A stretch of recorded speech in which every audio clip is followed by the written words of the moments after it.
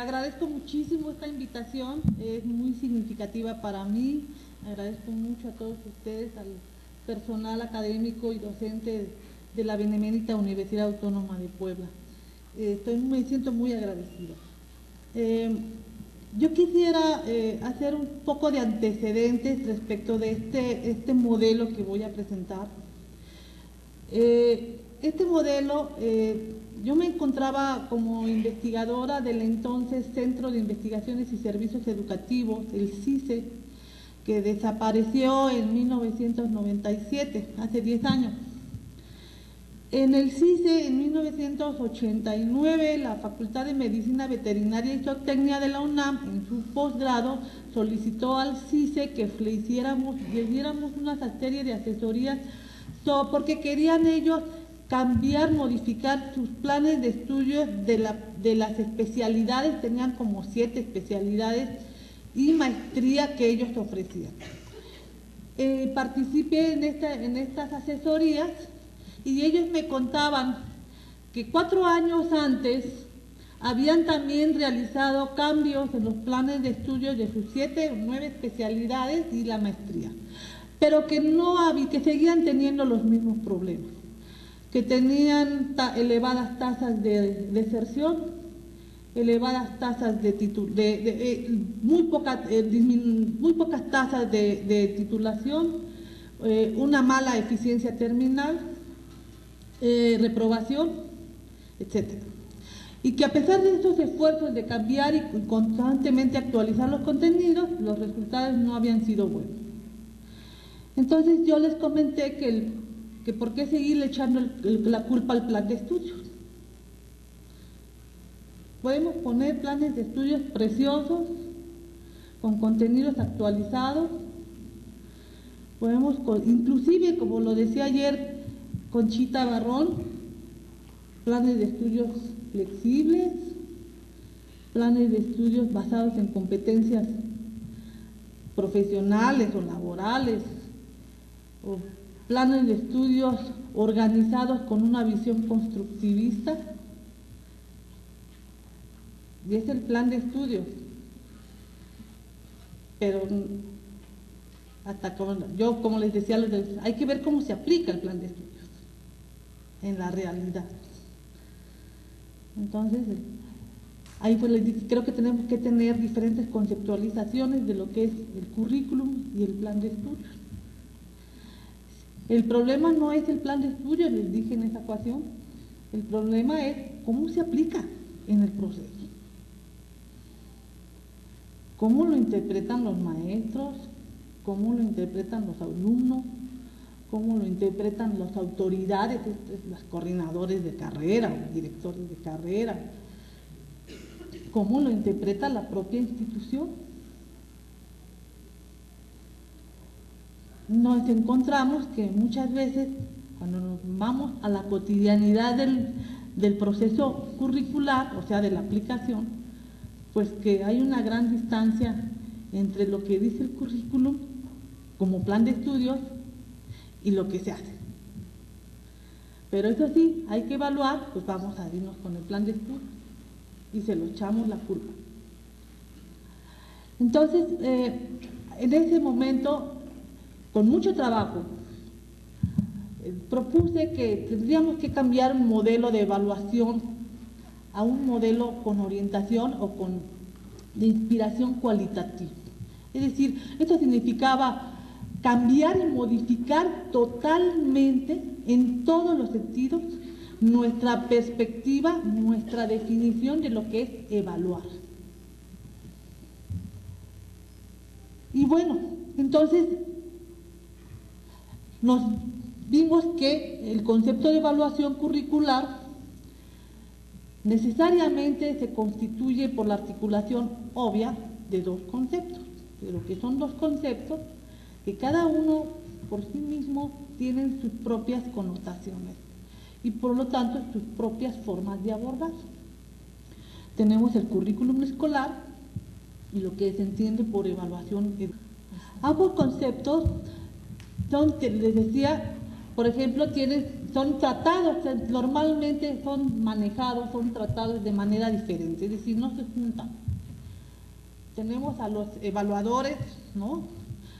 Por ejemplo, los sistémicos que deciden en hacer un modelo de evaluación, y por un lado también tenemos a los que trabajan el concepto del currículo.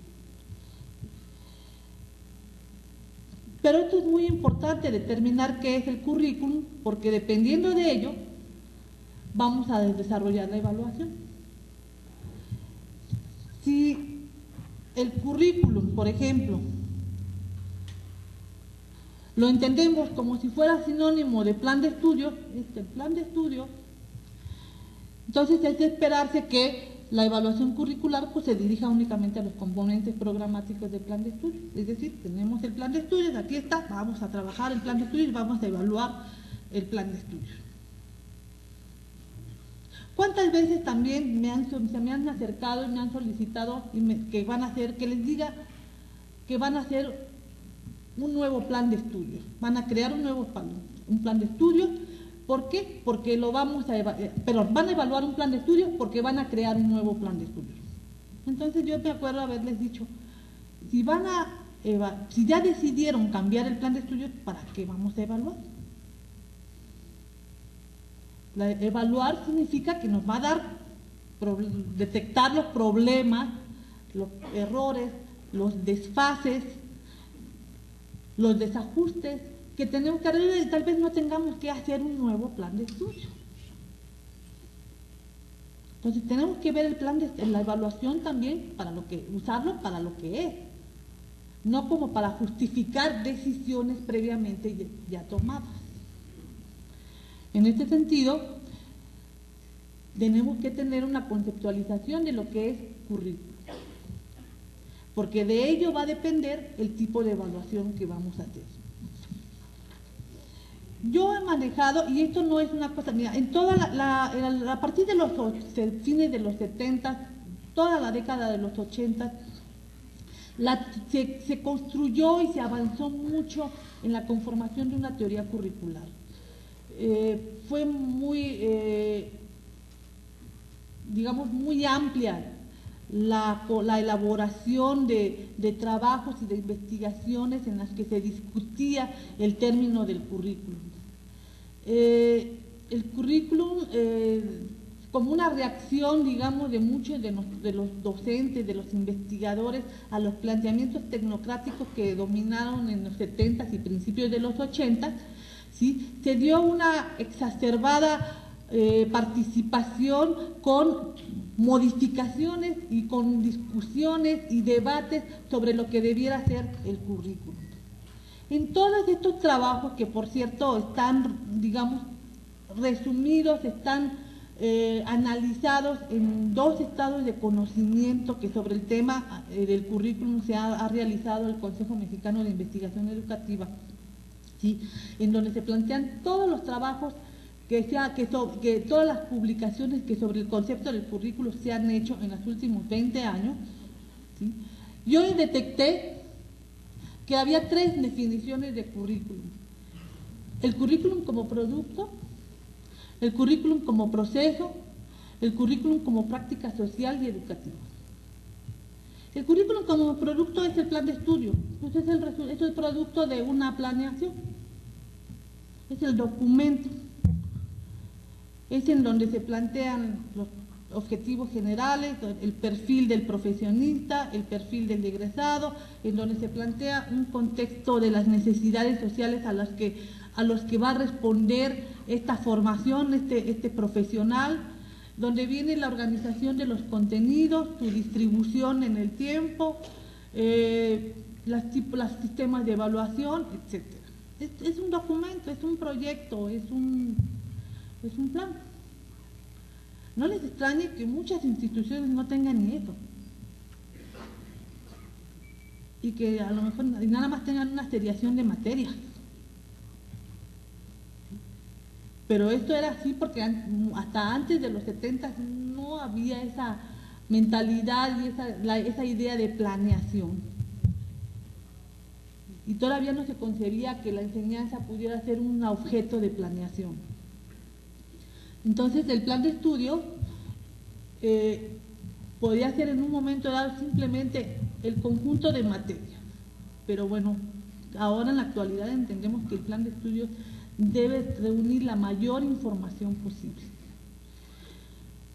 Por supuesto, es la conceptualización dominante, es decir, para todos, la mayoría funcionarios, administrativos, tomadores de decisiones, maestros, alumnos. Si decimos plan de estudios, es sinónimo de currículum. Si decimos currículum, estamos pensando en el plan de estudios. Es la conceptualización dominante, la que todo el mundo conoce. Pero hay otros avances conceptuales que dieron origen a concebir el currículum como proceso. El currículum como proceso ya no puede reducirse al plan, sino a las consecuencias que tiene la aplicación del plan. Es decir, aquí tenemos que incorporar la realidad escolar. Bueno, ok, aquí está el plan, ¿cómo se da? ¿Cómo se lleva a cabo? ¿Qué pasa? ¿Qué se está planteando ahí? ¿Sí? Aquí surgen evaluaciones, la evaluación de un currículum visto como un proceso, pues son evaluaciones derivadas de los enfoques de sistemas, ¿sí? Como el de contexto, insumo, proceso, producto, el modelo SIP, los insumos y los resultados, etcétera. Esta definición de ver al currículum como proceso y de la cual se desprenden modelos de evaluación fue en los 80 promovida por organismos como la NUYES y la propia Subsecretaría de Educación Superior, sobre todo en la década de los 80, cuando la evaluación comenzó a ser una de las tareas prioritarias para los sistemas de educación, para las instituciones de educación superior. Entonces, la evaluación que se propuso, que se promovió en años de los 80, fue precisamente a partir de una visión del currículum como proceso. Es decir, ¿qué pasa? Incluyendo incluso en la evaluación, pues no es el plan de estudios no solamente es el producto de una planeación, y la planeación no es nada más diseñar un producto, sino que también incluye su propia evaluación.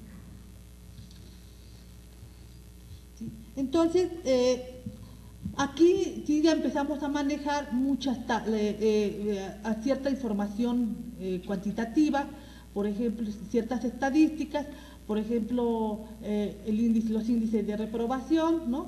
La eficiencia terminal, las tasas de titulación, las tasas de deserción.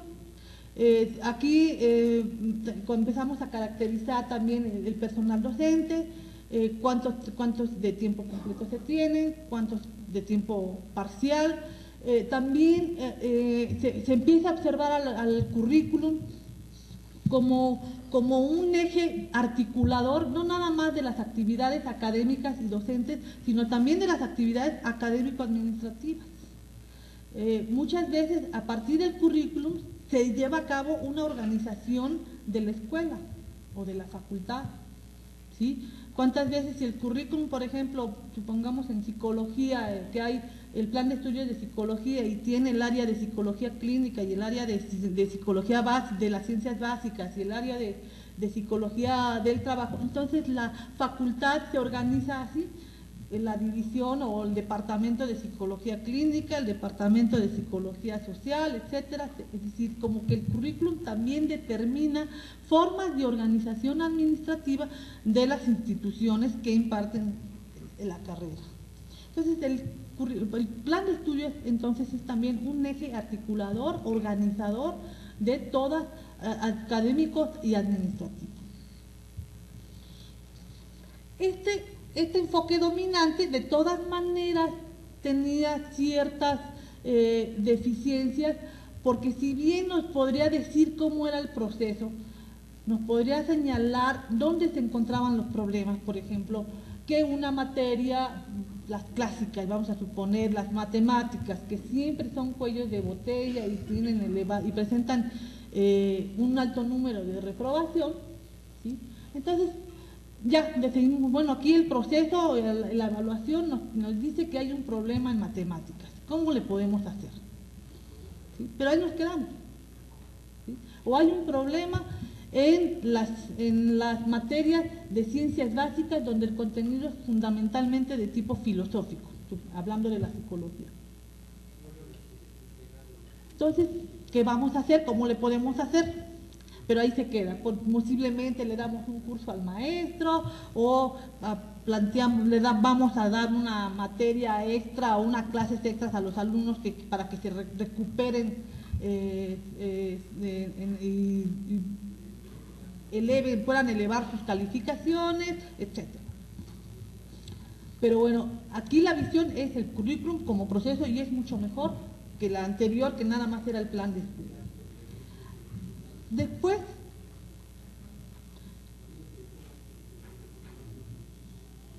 tenemos la que a mí en lo personal es la que me gusta más, y que es la de el currículum como práctica pensada y vivida,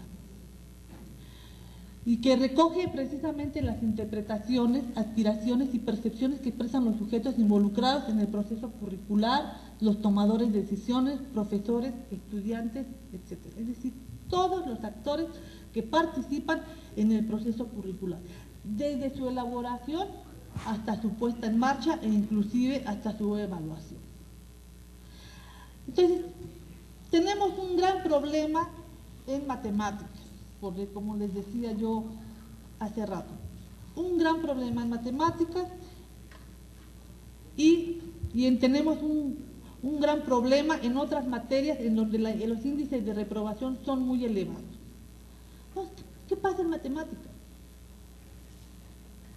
Vamos a hablar con los docentes de matemáticas y con los estudiantes de matemáticas. Pero aquí, como es una evaluación, se interpreta como de fiscalización. No.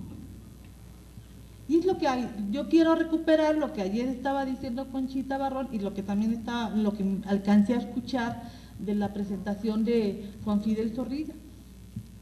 ¿Qué sucede en la realidad del aula? En la cotidianidad del aula. ¿Cómo se está ejerciendo esa docencia? ¿Sí? Porque el maestro sabe que tiene que dar estos contenidos que forman parte de esa materia, porque así está estipulado en el plan de estudios, pero ¿cómo los está llevando a cabo? Que por eso tenemos problemas en las índices, en la aprobación de esta asignatura. Voy a volver después con esto, porque esto es muy interesante. Son la parte más subjetiva que puede tener. Estamos introduciéndonos en aspectos muy subjetivos y que algunos autores le llamaron currículo oculto, una noción que tuvo mucho éxito en los 80, todavía a principios de los 90. Se decía que toda esa parte que no estaba formalmente estipulada en el plan de estudios, pero que se llevaba a cabo en la cotidianidad de la enseñanza en el aula, se le llamaba un currículum oculto, porque inclusive los alumnos aprendían mejor lo que no estaba, esa enseñanza de aquello que no estaba estipulado formalmente en el plan de estudios, que los elementos que estaban programados en el plan de estudios. Y entonces, bueno, una evaluación cualitativa implicaría, curricularmente hablando, meternos en esos procesos, caracterizar esos procesos y ver qué se puede hacer con esos procesos, con esas realidades, con esas relaciones, con esas conceptualizaciones, con esas creencias, con esas interpretaciones. ¿Sí? ¿Cómo se entiende, cómo se concibe la enseñanza de las matemáticas? ¿Sí? Por ejemplo, observamos y vamos y encontramos la tendencia y el hábito de muchos maestros de matemáticas, que inclusive le llaman maestros clase pizarrón, porque parece que no dejan de escribir en el pizarrón, ni siquiera miran a los muchachos. Están en el pizarrón escribiendo todas las derivadas, las consecuencias, las operaciones, ¿sí? Y están hablándole al maestro, pero siempre, a los alumnos, pero siempre viendo el pizarrón. Y el alumno está confundido, no sabe, se aburre, se desespera, y entonces están de acuerdo, el maestro sigue preguntando y sigue escribiendo, ¿entendieron? Y pues ya el alumno dice que sí, no le importa, etc. Y esas son las cosas que hay que ver, y eso la evaluación del plan de estudios no nos los dice, ni la evaluación del proceso, del currículum como proceso tampoco nos los dice. Nos los dice solamente una evaluación cualitativa.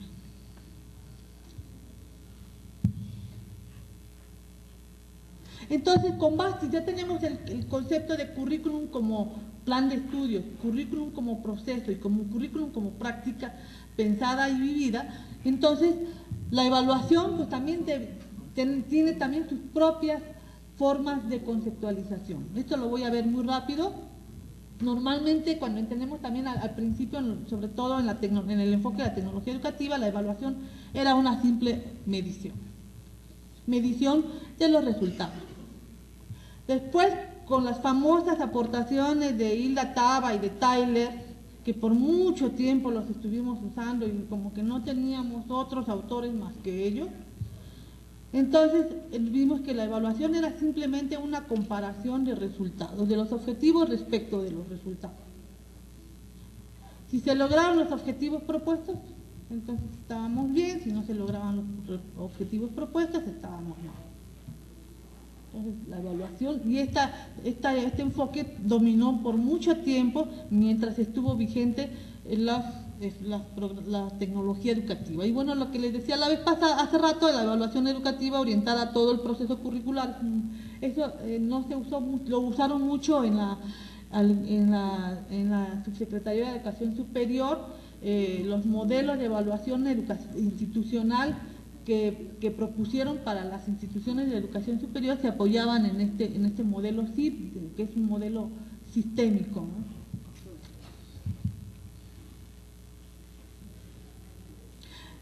Entonces, la evaluación curricular, no obstante, ha estado muy ligada a las aproximaciones conceptuales del currículum y de todo lo que nosotros entendemos como proceso educativo. ¿Sí? Y bueno, si nosotros entendemos al currículum como plan de estudios, pues tenemos un tipo de evaluación. Si lo entendemos como un proceso, vamos a tener otro modelo de evaluación. Si lo entendemos como práctica pensada y vivida, muy dinámica, entonces tenemos otro proceso de evaluación y sería una evaluación fundamentalmente de tipo cualitativo.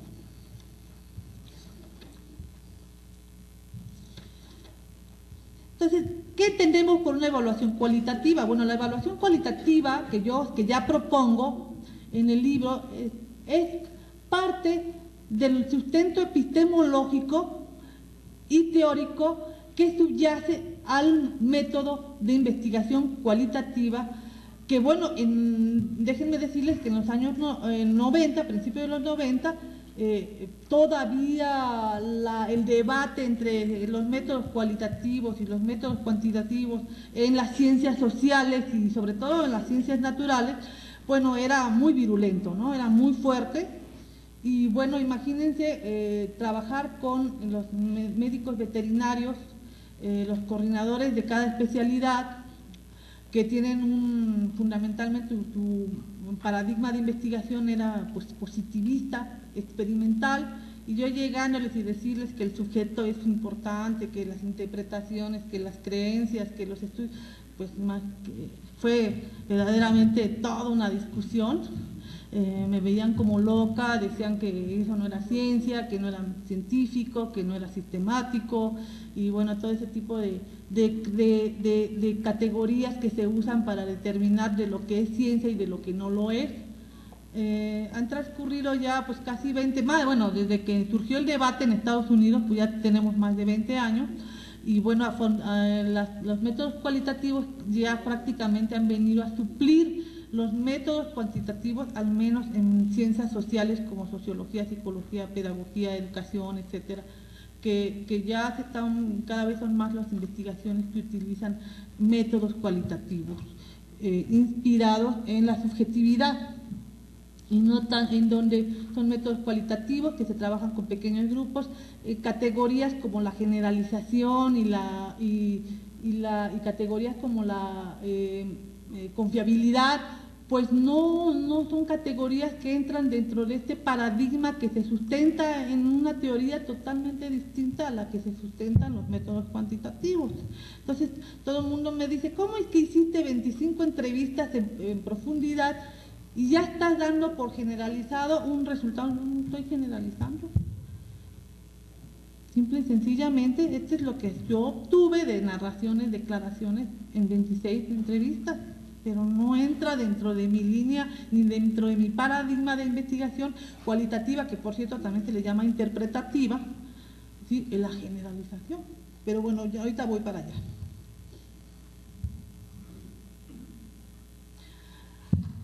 Entonces, ¿qué es la investigación cualitativa? Esto es muy didáctico, el libro pues está muy sencillo, muy introductorio, no profundiza demasiado, pero la idea es que básicamente debemos interesarnos por la conducta humana desde el propio marco de referencia del sujeto en particular.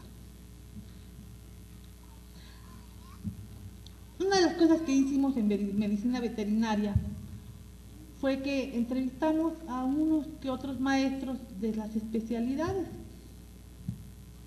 Muchos de estos maestros pues ya eran doctores y renombrados, muy conocidos, y entonces les decía, bueno, maestro, ¿cómo concibe usted la relación maestro-alumno? Bueno, me narraba, me mostraba, me manifestaba sus percepciones, sus opiniones. Bueno, yo llego a mi clase, expongo lo que tengo que exponer, pero yo respeto al alumno, y el estudiante pues es libre de decidir por sus aprendizajes, por lo que él puede decir. Yo ya más llego y planteo lo que mi clase, mis textos, señalo cuál es el texto, y lo único que hago es solamente les digo que cuando va a ser el examen, les digo qué texto van a leer, les digo que tienen de qué páginas a qué páginas, cuando va a ser el examen. Entonces, y esa es la declaración, se graba, se registra, es homónimo, el nombre no importa, pero entonces dice que es libre, que respeta la libertad de los alumnos, pero les dice cuándo es el examen, les dice que tienen que leer, les dice qué libro, les dice todo. Y yo no estoy criticando eso, no es cuestión de crítica. Y yo no sé si él me está diciendo la verdad o no, no es tampoco de la verdad, es simplemente su percepción. Es su idea, es lo que él cree que es la buena docencia, o que es lo que él cree que así debe ser la buena práctica docente. Pero no, vamos también con el alumno.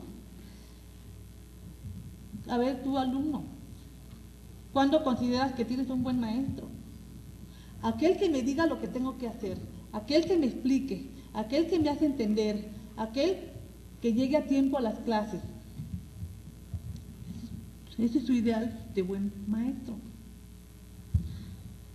Son percepciones. Entonces, por eso recuperemos todo lo que ayer Juan Fidel y Conchita nos estaban diciendo sobre la práctica docente, la realidad de la práctica docente. De que también el maestro es una relación. Y una de las cosas que yo siempre señalo es que sobre todo actualmente que están muchas instituciones, entre ellas la UAP, están realizando transformaciones radicales en sus currículums, llámese planes de estudio, ¿sí? Fundamentales, ¿sí? Pero los cambios que están dando también en la docencia. Si yo veo un plan de estudios que dice educación basada en competencias, entonces dice, las competencias, no vamos a discutirlas aquí, ya lo dijo muy bien ayer Conchita, pero alude, es una noción integral, alude capacidades, habilidades, actitudes. ¿sí? Las competencias laborales también incluyen actitudes y aspectos de personalidad. Entonces, vamos con un empleador industrial y nos dice, a los ingenieros, el problema de los ingenieros que vienen de instituciones públicas es que no saben comunicarse, no saben escribir, no toman decisiones, no solucionan problemas, no tienen chispa para decidir, no saben trabajar en equipo, no saben manejar las relaciones sociales, no tienen actitud de liderazgo. Y uno le dice, bueno, pero los conocimientos, no, los conocimientos están perfectos, pero no saben hablar, son muy débiles de carácter, no asumen riesgo. Sí, pero ¿cómo andan en el manejo de la técnica, de la ciencia? No, son excelentes, en la planta se portan muy bien, pero se pelean con los trabajadores. Bueno, esas son competencias laborales. Entonces, para ser un ingeniero que sea director de producción, no solamente es el conocimiento, sino que también tiene que tener una serie de conductas sociales, ¿sí?, que son parte de su eficiencia, de su capacidad como trabajador, es decir, de sus competencias. Entonces, esto vamos a traducirlo al plan de estudios. Ahora vamos a formar al ingeniero que pide el sector industrial, que por cierto se encuentra en transformación ante la apertura comercial, la competitividad, etcétera. Bueno, entonces piden que el ingeniero debe saber relaciones humanas. Entonces, programamos en el currículum innovador, flexible, constructivista, ¿sí? En el papel, el alumno tendrá que manejar relaciones humanas. Hasta ahí estamos perfectos. Quiero ver la docencia. Entonces vamos a la clase de relaciones humanas. Llega el maestro, dice, a ver chicos, vamos a empezar con definición de relaciones humanas. Según los autores, los más importantes son esa, y así se va la hora, los 60 minutos. Y al día siguiente clase, ahora chicos, vamos a ver las principales escuelas que hablan sobre las relaciones humanas. Y a la tercera clase, ahora vamos a ver el enfoque tal. Termina el semestre, ¿ya manejaron las relaciones humanas? No. Porque las relaciones humanas no es un conocimiento, es un proceso. Lo que creo que se le olvidó un poquito a Conchita decir ayer es que las competencias son procesos, las capacidades son procesos, no son productos como los conocimientos, son procesos. Y muchos de estos procesos nos ocupan buena parte de nuestra vida. ¿Cómo voy a poder manejar las relaciones humanas cuando nunca lo he hecho? Y un conocimiento, pues sí me dice que hay enfoques y esto, me da conocimiento, pero no me dice que ya tengo la capacidad de las relaciones humanas o del manejo de las relaciones humanas. Bueno, esto es lo que entendemos. Entonces, esta investigación cualitativa nos permite detectar estas cuestiones, no con fines de fiscalización, no, simplemente con fines de transformar esos detalles que en realidad, por ser tan cotidianos, ¿no?, tan rutinarios, no le damos la importancia de ellos. Y lo que yo les quería comentar es que con esta docencia tradicional, que Porfirio Morán y Margarita Panza también les ha llamado la enseñanza tradicional, que sigue vigente, yo pienso que este modelo las instituciones de educación superior han cambiado sustancialmente, han modificado sus planes de estudio, sus políticas, se han vinculado más a la sociedad, en fin, hay toda una transformación en los sistemas de educación superior, pero la docencia sigue igual, el modelo de docencia sigue igual, creo que sigue así desde el siglo XIX, cuando se institucionalizó la enseñanza. 18, no ha cambiado. Un maestro adelante, enfrente, dando sus clasecitas, estudiantes tomando notas. Inclusive vemos telesecundarias así en la televisión y es igual, el mismo modelito. Un maestro enfrente, en el pizarrón. No podemos ir a los alumnos ahí tomando sus notas, escuchando, esperando la orden del maestro. Un modelo de docencia que no ha cambiado en siglos y que desvirtúa completamente los grandes metas y ambiciones que puede tener un currículum innovador. Yo por eso tengo siempre mis dudas cuando me dicen que tal escuela tiene el plan de estudios basado en competencias profesionales. Bueno, ahora déjame ver la docencia. Permíteme entrar al aula. Yo quiero ver eso. Entonces, creo que la idea entonces es irnos a esto, caracterizar cuáles son las situaciones, eventos, personas, interacciones, comportamientos. Fíjense todo lo que está solicitando la investigación cualitativa, ¿sí? Experiencias, percepciones, actitudes. Como lo expresan, insisto, no se trata de criticar y decir tú estás mal y yo, no, ¿quién me dice que yo estoy bien? Nadie. Ni el evaluador está bien. ¿Sí?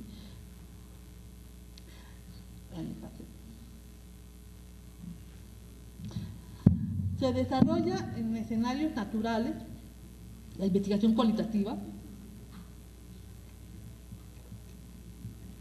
y pues hay que estar en el ambiente natural. ¿Sí? A diferencia, por ejemplo, de los muy viejos modelos de experimentación que gobernaban o que sustentaban la investigación psicológica y la investigación en educación, en donde el investigador manipulaba, aquí no. Aquí el investigador no aquí lo que le gusta es precisamente la espontaneidad, lo que se da, lo que ocurre. No quiere manipular absolutamente nada.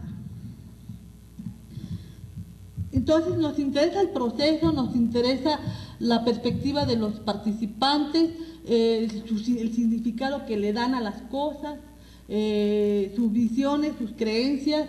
Entonces todo esto es el punto central. También, por ejemplo, si ustedes como profesor desean implantar un cierto cambio en sus formas de quehacer docente, por ejemplo, les van a decir, bueno muchachos, ustedes decidan ustedes cómo podemos, como si ahí decía Conchita, cómo podemos evaluarlos a ustedes, qué les gustaría. Van a ver que los chicos les van a decir lo que ustedes les puedan decir. Pues no, pues déjenos un trabajo, maestro. Y pues háganos un examen. Pues les va a decir lo mismo. Y si ustedes le dicen, a ver chicos, ustedes tomen decisiones y díganos qué sería bueno que podamos ver en esta clase que les sea útil a ustedes. Se quedan callados. No, pues ustedes el que saben. Y si ustedes se sientan en la parte de atrás del salón y les dicen, ustedes decidan cómo hacer la clase, se paralizan, les da un infarto a los alumnos y lo van a acusar al maestro de laissez-faire, de que les deja hacer cualquier cosa, de que no les está enseñando, etc. Entonces el problema, o sea, las buenas intenciones sí, pero también, insisto, el problema, y lo decía también Juan Fidel, es que las relaciones sociales, las relaciones educativas de maestro-alumno son las que no han cambiado. Y esa es la que creo yo, desde mi punto de vista, debemos empezar a transformar, a cambiar. Pero sí, va a costar mucho trabajo. ¿Cómo quieren que en un semestre el alumno ya sea tomador de decisiones, inquieto y que participe y que hable y discuta y cuestione? Pues no. Yo siempre he dicho que el espacio del aula es uno de los lugares más antidemocráticos que hay. Y tenemos universidades que luchan por la democracia, por ser abiertas, pero nos vamos al aula y no. ¿Sí? Al contrario, el aula es muy conservadora, muy conservadora.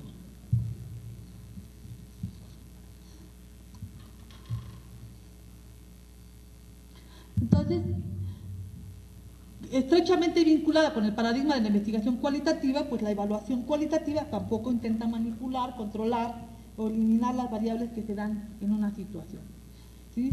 Al contrario, quiere abarcar toda la complejidad de la cotidianidad, porque la cotidianidad es compleja si empezamos a observarla, si empezamos a problematizarla, ¿sí? La rutina no es tan simple como se creía, ¿sí? Es decir, que empezar a comprender las relaciones socioeducativas en el marco de los lineamientos académicos, la normatividad institucional, las políticas educativas y las formas organizacionales.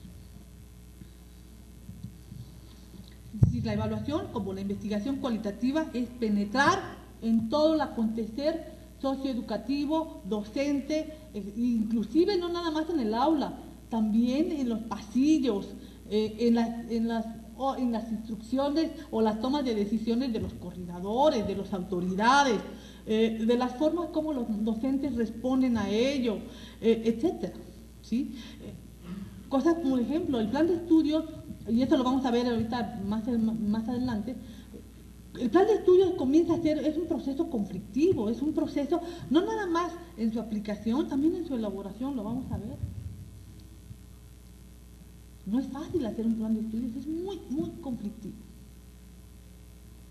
Entonces, a su aplicación, por las diferentes interpretaciones que hay, pues entonces nos vemos que sí nos encontramos con divergencias, con opiniones diversas, con formas de aplicación muy, digamos, encontradas, etcétera, ¿no?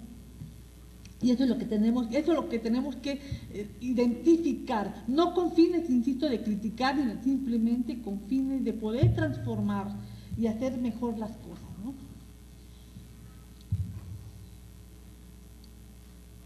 Entonces, el propósito principal de la evaluación cualitativa a nivel del currículum es qué sucede en la dinámica interna del programa.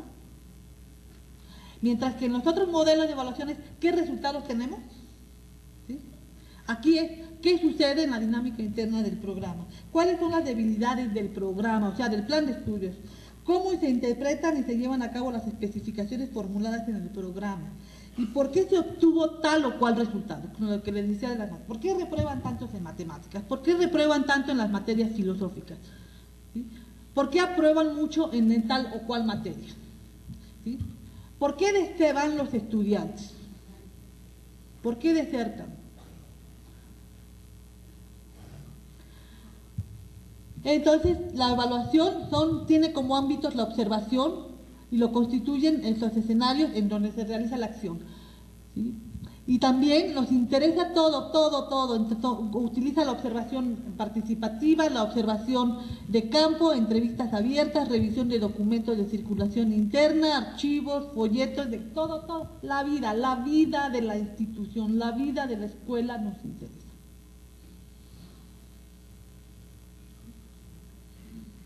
Eso nos interesa. Cosa, por ejemplo, en el caso del que yo tengo de medicina veterinaria, había un problema de elevada eficiencia terminal, elevada deserción en una especialidad. Porque no sé a quién se le ya investigando algo tan sencillo por el hecho de que no sé a quién se le ocurrió que la especialidad, habiendo terminado la especialidad, el alumno se podía ir directamente a la maestría.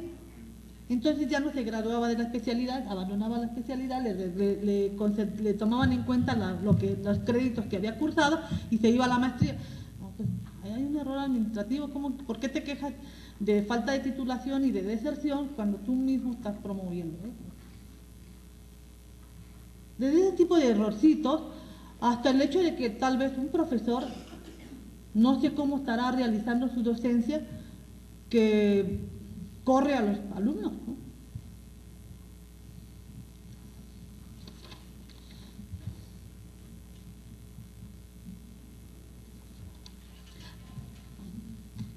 Concretamente se trata de observar y registrar lo que los sujetos participantes en el proceso dicen lo que hacen, cómo interactúan entre sí e incluso observar lo que no sucede. Es decir, eso que nosotros vemos como cotidiano y que ya ni le tomamos en cuenta y que es normal, lo normal es lo complicado, ¿no? ¿Sí? Bien. Me voy a saltar, porque creo que ya no tengo mucho tiempo. ¿Sí?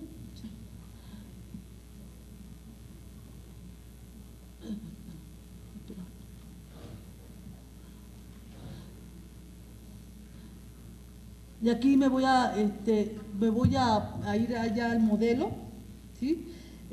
La propuesta de este modelo que yo les presento es que es un modelo continuo, integral, participativo, pues a fuerza, porque pues, si no participan los actores, pues no vamos a poder hacer nada, ¿sí? Que se remita al examen de los procesos y relaciones socioeducativas, y dada la naturaleza subjetiva de las vivencias y los hechos cotidianos que ocasionan la puesta en marcha del plan de estudios, se apoye principalmente en el uso de métodos cualitativos. Entonces, yo propongo primero, como un primer nivel de evaluación, es investigar o evaluar la lógica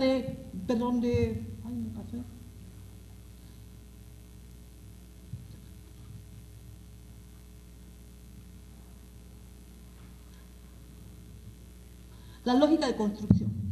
Esta a mí me parece muy interesante. Acabo yo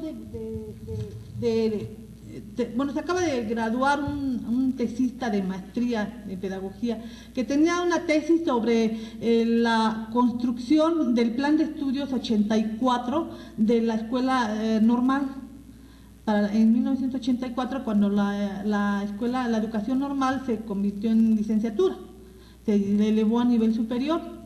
Y bueno, hizo entrevistas con los viejitos, maestros viejitos ya que colaboraron, que estuvieron trabajando en la elaboración del plan de estudios de 84. No pudo contactar a la coordinadora principal porque ya había fallecido.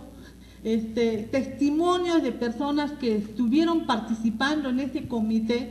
Bueno, interesantísimo, porque nos damos cuenta que elaborar un plan de estudios es complicadísimo, es conflictivo, hay muchos intereses. Un plan de estudios recupera visiones e interpretaciones de una parcela de conocimientos de la disciplina. El plan de estudios no puede reunir todo lo que una disciplina puede proporcionar. Entonces nos vemos que a la hora de elaborar un plan de estudios tenemos que hacer hasta negociaciones. Y yo siempre he dicho que el plan de estudios es un producto de la negociación.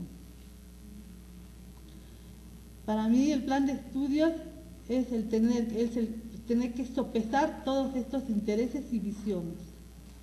Tengo casos, por ejemplo, de cambios en el plan de estudios, pero que después, cuando sale el resultado final, hay materias con contenidos que parecen no tener cabida en esos nuevos perfiles de los planes de estudios, pero que no se quitaron porque si no tenían que correr a los maestros. Entonces viene el sindicato y pues ya se imaginarán. Planes de estudios que quieren como reformularse, y entonces cuando ya sale la propuesta, ven los maestros y ya me quitaron a mi materia. ¿Por qué me la quitaron? Porque no funciona. No, pues me la vuelven a poner. O cuando un maestro ve que su materia, que era básica, se convierte en optativa.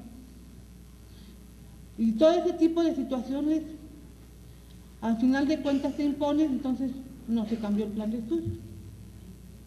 Y siempre es mucho más fácil agregar que quitar. Y atiborramos al pobre alumno de muchos contenidos. Entonces, ese es un problema político. Y esto es lo que nos dice por qué a veces el plan de estudios también es un proyecto político, porque refleja, mantiene, mejor dicho, una visión muy particular, institucional, si ustedes quieren, de la profesión, de las disciplinas o del conjunto de disciplinas, inclusive de la propia enseñanza. Hay que hacer una historia. Pregúntense quién elaboró este plan de estudios, por qué lo elaboraron, ¿Quiénes participaron? Pues no con fines de crítica ni de fiscalización, simplemente para manejar el contexto. Yo les voy a, por ejemplo, en el caso de la Facultad de Medicina, que también se reportó ese dato, fue que había una especialidad en medicina, digamos, de aves, ¿sí? En clínica de aves, producción animal, pero aves.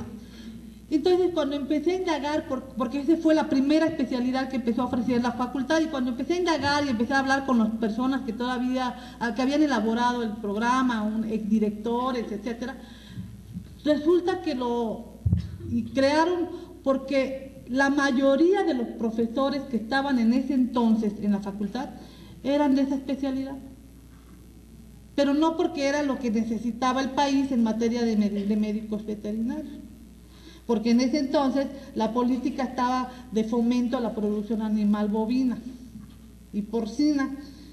En cambio, la facultad estaba formando producción animal en aves, pollos, porque la mayoría de los que estábamos aquí éramos de esa especialidad.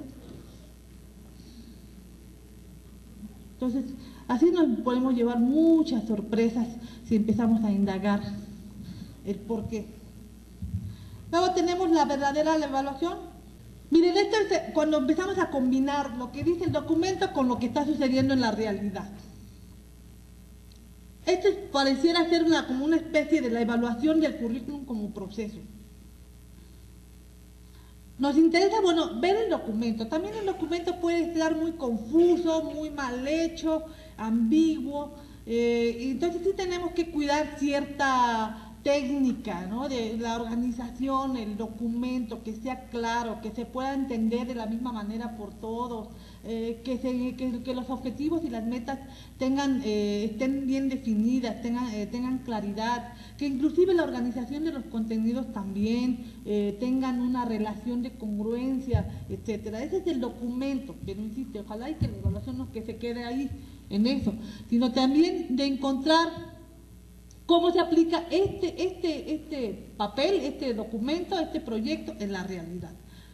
Cómo se organiza, cómo se administra, cómo se desarrolla.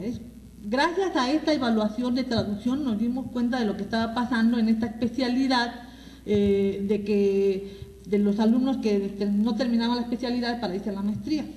Si no hubiéramos hecho esta evaluación de lógica de traducción, no nos hubiéramos percatado de ello. ¿Sí? También interesa mucho encontrar, aquí entra un poco la parte de los expertos, es decir, bueno, la consistencia del programa, del proyecto respecto de la realidad, del proceso mismo curricular. Y muchas veces también tenemos que ver por la consistencia externa. ¿Qué opinan los expertos? Porque también hay una cuestión que quiero señalar. La evaluación curricular muchas veces lo hacemos en nuestra comunidad, muy participativa, muy integral. ¿Sí? Solicitamos la participación de la comunidad académica, de los docentes, para que estén también presentes en esta evaluación. Nos organizamos por comité, por instancias, etcétera. Pero tampoco hay que caer en la endogamia. Tenemos que salir afuera y ver qué opinan los expertos y ver qué opinan, cuáles son las tendencias de la disciplina, hacia dónde va, ¿sí? Cuáles son las nuevas necesidades que se están planteando en materia de recursos humanos en un contexto de grandes cambios, cuáles son los perfiles que están demandando el sector moderno de la economía. Es decir, hacia dónde va, cuáles son las nuevas preocupaciones que se están dando y que son abordadas por las disciplinas que conforman la profesión de la cual estoy formando. Y hay que irnos afuera, porque si no quedaríamos en un trabajo muy endogámico, que no siempre es lo adecuado. Lo que ya le estaba yo señalando se trata de determinar el grado de distanciamiento que existe entre las especificaciones curriculares formales y su aplicación en la realidad curricular. Ahora bien, esta es la lógica de consumo y esta es la parte más cualitativa, la que ahí donde verdaderamente estamos haciendo una etnografía. una investigación interpretativa, ¿sí? Esta es la práctica del currículum. Y hay que penetrar en la realidad del currículum buscando caracterizar la vida cotidiana que se gesta en el aula durante el seguimiento del plan de estudio. Esta es la parte, digamos, de mayor reflexión. Es aquí cuando nosotros hacemos entrevistas a los alumnos, les preguntamos también a los alumnos que cómo consideran que ellos aprendieron y muchas veces nos dan respuestas que tienen mucho que ver con la memorización. Que entender que los alumnos no pueden construir conocimientos no por un problema de modelo de enseñanza, sino porque, bueno, es que tenemos alumnos de 21 o 22 años en promedio, 20 años en nuestras licenciaturas, y bueno, como nosotros, acuérdense que nosotros también fuimos alumnos, nunca se nos pierda de vista eso. Y hay que entender también a los estudiantes que somos alumnos. Y las prácticas estudiantiles como que no se han cambiado demasiado a pesar de la tecnología y los celulares y el internet y lo que sea. Y en ese sentido podemos encontrar, ver, analizar qué está pasando con nuestros estudiantes, qué está pasando conmigo mismo. No se trata de hacer psicoanálisis ni mucho menos, pero sí tener una actitud reflexiva al acontecer cotidiano, ¿sí? A qué tipo de estudiantes nos estamos enfrentando, porque la población estudiantil que asisten a las instituciones públicas ha cambiado. Y bueno, encontrar también qué es lo que cuáles son las limitaciones, las debilidades de los estudiantes, ¿sí? Los estudiantes, al igual que nosotros, tienen 20 y tantos años yendo todos los días a la escuela, lo dice Philip Jackson. Todos los días, desde que estamos en la guardería o desde la primaria, 6 años, y ya tenemos 22, 23 años y seguimos todos los días yendo a la escuela. Todos los días, ¿sí? Y todos los días viviendo el mismo modelito.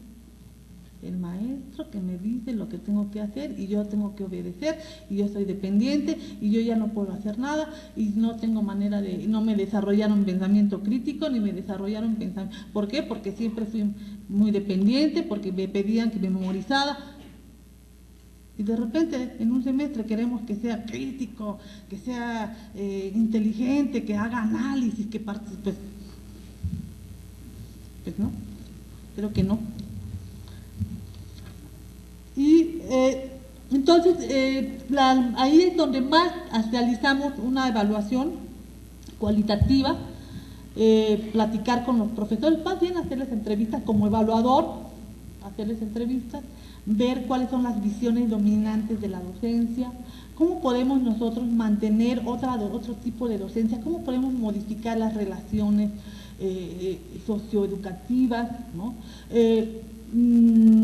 Parece ser que ya está empezando a tener un efecto pues estas nuevas tecnologías, las famosas TICs, pero bueno, mientras tanto seguimos con este modelo dominante de docencia que yo espero que algún día, inclusive nosotros mismos, yo como psicóloga y pedagoga, yo también soy docente en la Facultad de Filosofía y Letras, en la licenciatura de Pedagogía, y a veces nos preguntamos si ustedes van a la carrera de pedagogía y se van asomando en cada salón, pues casi van a ver el mismo esquema, ¿no? La misma fotografía, el maestro arriba, enfrente y los alumnos tomando notas. A lo mejor vamos a un aula y están todos en mesa red, en círculo, discutiendo. Bueno, pues ahí eso es una excepción, ¿no? Y así nos vamos, ¿no? Y es curioso porque nosotros como pedagogos somos los expertos. Y si nosotros ya no podemos cambiar, ¿qué está pasando? Entonces, y los psicólogos también, ¿no? Y también igual la Facultad de Psicología vamos a ver el mismo. Sí, creo que hay que pensar mucho al respecto y yo por eso sugiero este tipo de evaluación. ¿Sí? Y este es el tipo de evaluación que en la lógica de consumo, porque es cómo consumen los actores, alumnos, autoridades y maestros los lineamientos del currículum, o sea, del proyecto curricular.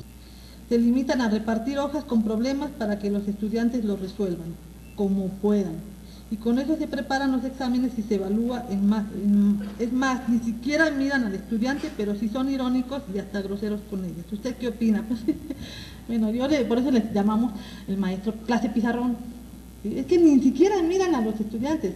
Yo imparto la materia de didáctica general 1 y 2, o sea, imagínense.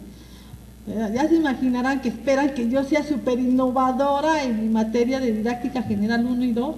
Trato de serlo, pero no siempre se puede. Decía ayer Conchita, ¿cómo armar un equipo, ahora que está muy de moda los equipos de aprendizaje colaborativo? Y pues con 50 o 2 horas de clase a la semana, pues está muy difícil.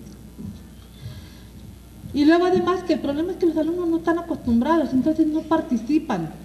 Es muy raro que participen, les cuesta mucho trabajo. Yo les tengo que estar constantemente diciendo que tienen que participar. Tienen muchas limitaciones nuestros estudiantes, al menos los que yo tengo, o muchos, pero creo que no es el caso único de la carrera de pedagogía. Entonces, en el clase de didáctica, como un trabajo, yo les pido que vayan a observar clases en otras facultades, en otras escuelas, en secundarias, en primarias, después de haber hecho todo un análisis de los modelos de didáctica, y se me van a observar. Entonces tienen que registrar todo, y entonces muchas veces se meten a las clases de matemáticas de ingeniería, porque está enfrente de la facultad, y me lo describen y sí, que nada más están hable y hable y hable y hable, ni siquiera los miran, ni siquiera voltean a ver en 2 horas de clase, en 1 hora, están bien hablando con el pizarrón y dándole la espalda al alumno. No hay, ahora se podría inclusive decir que ni siquiera se sostiene una relación social entre el maestro y el alumno, porque es con el pizarrón. ¿Sí? Y como puedan, y entonces entienden, y a cada ratito entienden, sí, pero están alumnos leyendo el periódico. Esas son las cosas que, las realidades, las vicisitudes, si quieren llamarle, la cotidianidad, lo rutinario, donde pienso yo que es donde tenemos que cambiar, no en plan de estudios. Esa es la cuestión. Y tiene mucho que ver también de la forma como se administra la enseñanza, porque la enseñanza también es administrada. ¿Sí? Si nos dan 1 hora de clase a la semana, pues ¿cómo quieren que hagamos cambios innovadores? ¿Sí? Ese sí, definitivamente. Entonces, aquí también, el problema también, me dice, soy del área de matemáticas, me parece muy novedosa esta evaluación, pero no muy clara. Precisa algunos indicadores, es que no hay indicadores, por eso es novedoso. No podemos hablar de indicadores, hablamos de categorías de análisis, pero no de indicadores. Eso es lo que nos ha costado mucho a los investigadores evaluativos, a los etnógrafos, entender que se trata de un paradigma diferente. No es un paradigma positivista, no es una investigación, no es una metodología cuantitativa en donde la generalización, la confiabilidad de los instrumentos, las variables, no. Es otra manera de hacer ciencia y otra manera de hacer investigación. La evaluación cualitativa, tengo que admitir, inclusive como de repente me llaman, así como en esta ocasión, que les agradezco mucho, me dan la oportunidad de dar unas pláticas sobre evaluación cualitativa. Yo siempre estoy constantemente, no he vuelto a escribir al respecto, por lo que les comenté al principio, pero sí me he estado actualizándome para ver qué tendencias hay al respecto, qué nuevos materiales, nuevos textos hay. Y déjenme decirle que haciendo búsquedas por internet y por librerías norteamericanas, no hay, o sea que la evaluación cualitativa no se trabaja mucho, no solamente en México, sino en el mundo. Son muy pocos los textos de evaluación cualitativa, muy pocos, se podrán contar 2 o 3. Entonces no es tampoco muy, no ha trascendido demasiado en el grupo de los administradores y los tomadores de decisión la evaluación cualitativa. Y yo no sé si eso me debería de alegrar o me debería de entristecer. Me debería de entristecer, porque quiere decir que no estamos trabajando todavía esta idea del currículum como una práctica. Más sobre cualitativa. En la evaluación cualitativa, la participación consensada de los actores sociales es importante. ¿Qué hacer para integrarlos cuando hay resistencia? No, yo creo que siempre va a haber resistencia. Y déjenme decirles una cosa. A veces la resistencia, ¿saben quién es a veces el principal, el actor que más se resiste? El alumno. No me lo van a creer, pero el alumno. Sí, ya hay profesores. Y por eso yo pienso que en la docencia tenemos que cambiar el modelo. Este modelo ya no cuaja, ya no podemos seguir así con un modelo del siglo XIX. ¿Sí? De hecho, ¿por qué creen que cuando dicen, si le aumentamos el salario al maestro, claro que es bueno que le aumentemos, ¿cómo no? Pero no me asegura que va a cambiar el modelo, va a seguir igual. ¿Sí? Que si tenemos al doctor honoris causa, doctor de la Universidad de Harvard, dando clases de lo que él sabe, tampoco me va a garantizar que cambie el modelo de docencia. Entonces, la evaluación cualitativa nos va a permitir que este currículum innovador se lleve a cabo, se aplique, se presente, que no se desvirtúe. Esa es la idea. ¿A quiénes les corresponde realizar una evaluación cualitativa? Muy buena pregunta.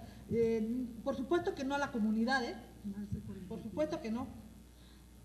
Tiene que ser una persona ajena. Les voy a decir, es como el antropólogo que hace una investigación en una comunidad, ¿sí? Se va con los mayas a hacer una investigación en la comunidad maya, pero no se tiene que convertir en nativo, porque si no sí perdería cierta objetividad. Una de las recomendaciones en la investigación etnográfica es que el investigador no se convierta en nativo. Entonces sí debe ser alguien de fuera, pero también el investigador, no nada más en evaluación cualitativa, sino también el investigador está constantemente cuestionándose para evitar que sus propios pensamientos y visiones se interpongan con las creencias y visiones de los actores que está investigando. ¿Sí no sé si me estoy dando a explicar? ¿Sí? Esa es una cosa, y por eso a mí me gusta mucho esta investigación cualitativa, porque te pone uno a pensar qué tanto yo estoy distorsionando y estoy malinterpretando lo que los sujetos de mi estudio me están diciendo, o qué tanto no. Y ahí tenemos que tener mucho cuidado. Pero así es la investigación cualitativa. La evaluación cualitativa puede coexistir con la evaluación del proceso desde un esquema cuantitativo. Mire, actualmente a nivel de investigación, no de evaluación, a nivel de investigación ya se permite que una investigación trabaje los dos métodos, cuantitativos y cualitativos. Dicen que juntos pero no revueltos. Se puede, por ejemplo, trabajar a partir de estadísticas. Por ejemplo, es muy común que hagan una encuesta, ¿sí? Y de la encuesta los casos más reveladores los abstraen para entonces trabajarlos cualitativamente. De hecho, la investigación cualitativa ya lo están trabajando estos organismos de encuestadoras, de los que hacen encuestas de los partidos y las preferencias electorales y cosas por el estilo. Ya también incluyen la investigación cualitativa, hacen su censo, su encuesta, determinan qué, y después, pues mira, vamos a escoger a este sujeto y vamos a platicar con ellos ya desde un punto de vista cualitativo, vamos a conversar con ellos, vamos a tener una entrevista abierta de tipo conversación. O sea, ya se puede.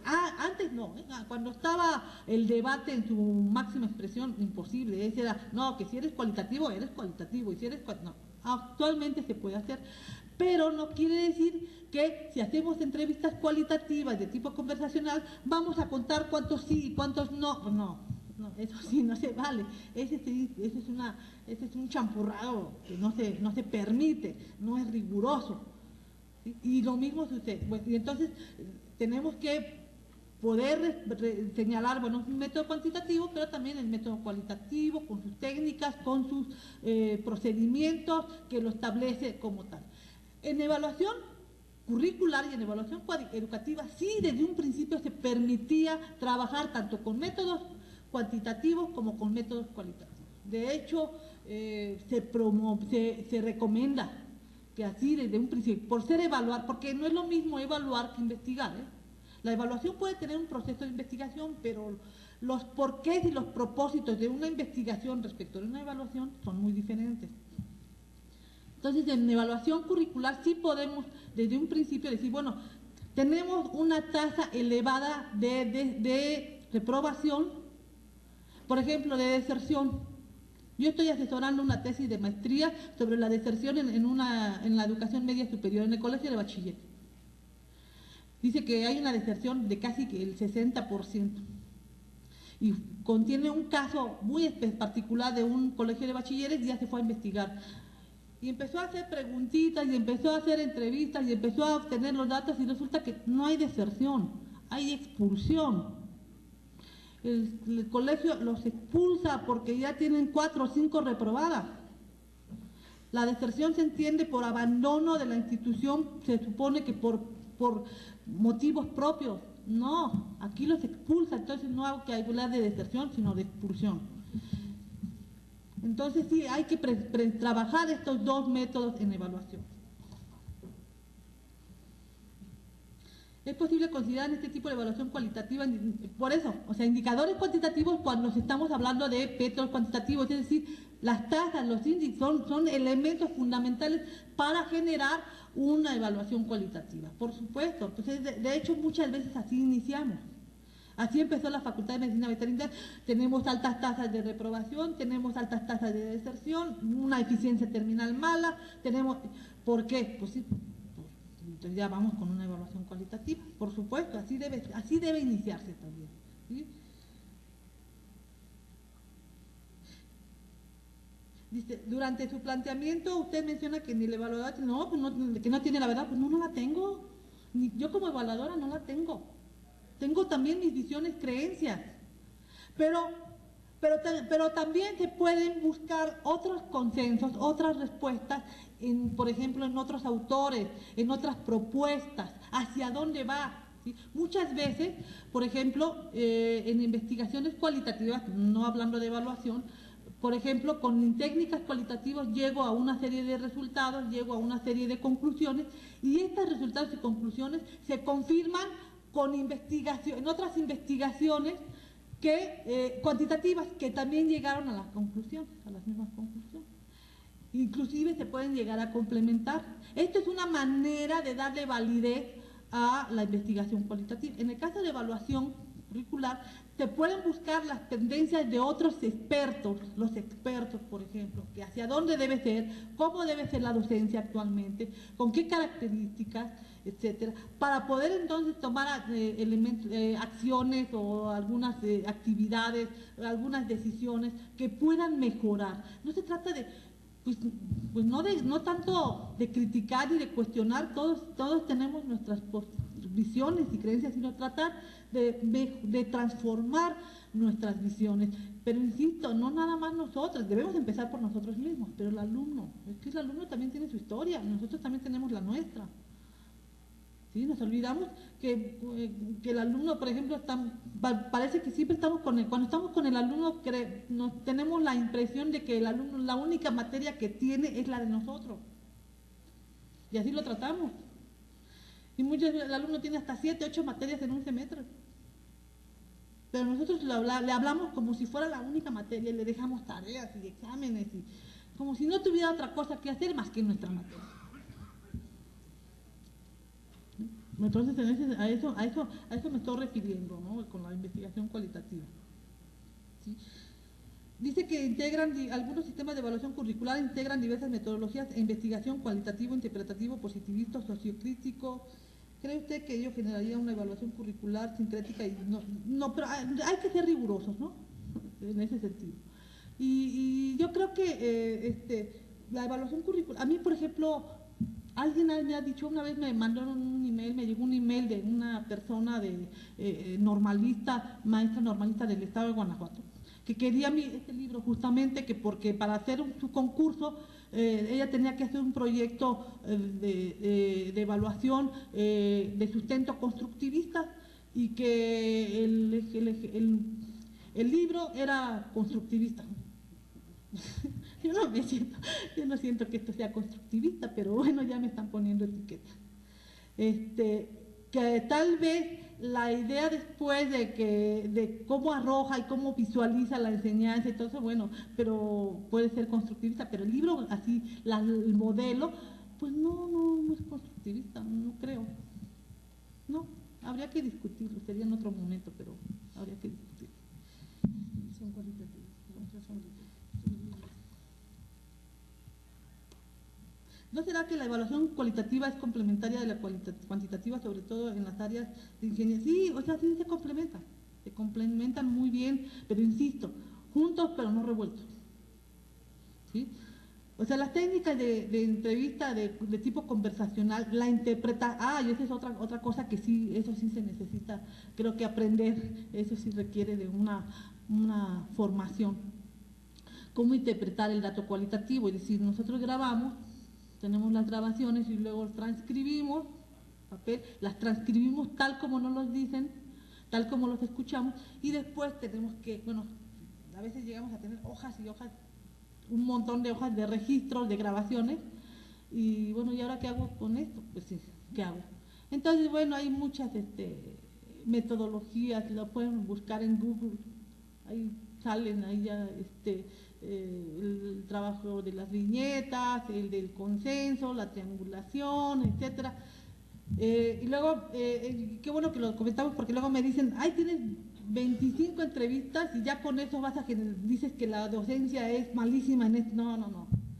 Ni estoy diciendo que es malísima, simplemente estoy diciendo, la mayoría dice que 25 entrevistas dicen que la docencia debe ser así y así asado. Punto. Pero 25 entrevistas no representan a los, no estoy diciendo que los representen. Pero imagínense, por las características de la entrevista en profundidad, que también le llaman entrevista en profundidad o de tipo abierta, ¿sí? Imagínense que yo haga 100 entrevistas y voy a tener 100 voces diferentes. De nada, no puedo hacer generalizaciones porque también son 100 creencias, 100 percepciones, 100 opiniones. O sea, es inconmensurable el dato cualitativo. Y la voz es única. Entonces hay otras formas de trabajar, pero la idea es encontrar consensos, ¿sí? Pero no, tampoco se trata de que, como algunos investigadores hacen análisis de contenido, que es más de tipo cuantitativo que cualitativo, es decir, cuántas veces dicen bonito, cuántas veces dicen feo, eso no, perdónenme, pero por ahí no va el asunto, pero sí se puede integrar. ¿Puede especificar en qué cosa? El currículum oculto, pues ya es muy viejo, ya nadie habla de eso. Pues se supone que es un proceso que, al margen de los lineamientos del plan de estudio, se plantean valores, se transmiten creencias, se transmiten incluso ideologías, se transmiten otro tipo de pensamientos, ¿no? Que no están estipulados en el plan de estudios, pero que sin embargo tienen un efecto mucho mayor en el aprendizaje. Son elementos que se aprenden de manera incidental, no intencional. Entonces, surge un concepto que lo acuñó Philip Jackson, un investigador cualitativo norteamericano, y después fue aprovechado por los autores, los investigadores que conformaban la sociología crítica de la educación, como Michael Lapus, Henry Giroux, McLaren, en fin, que tuvieron una influencia muy fuerte entre la investigación curricular en México.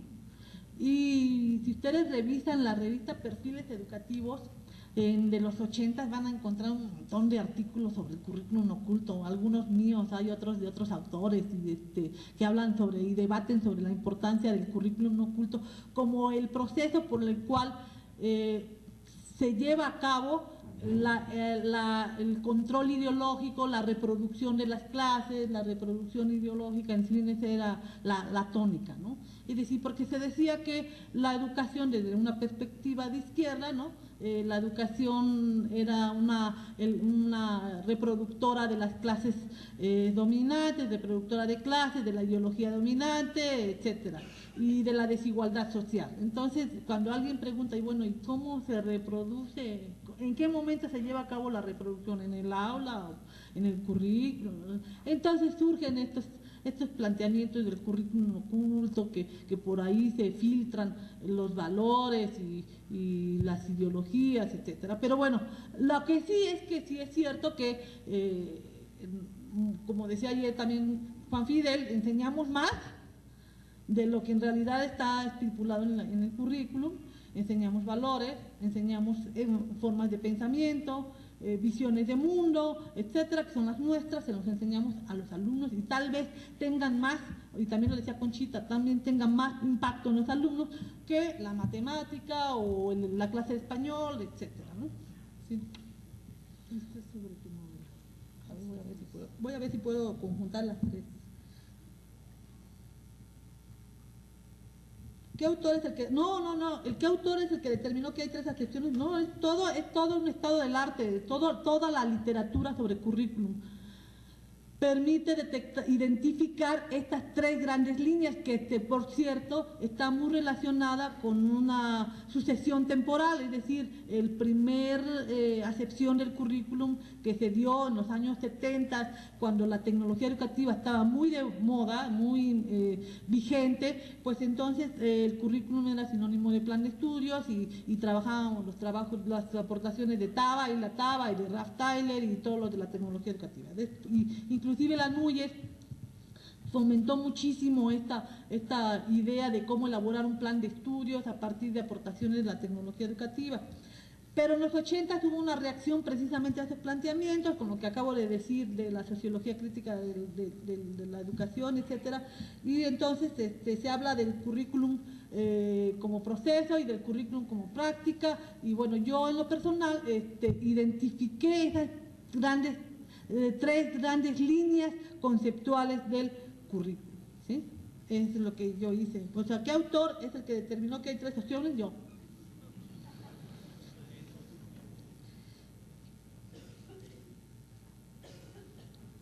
¿Cómo lograr una evaluación en la fase de lógica de consumo y qué metodología? Pues miren, ustedes como docentes pueden hacer una observación participativa.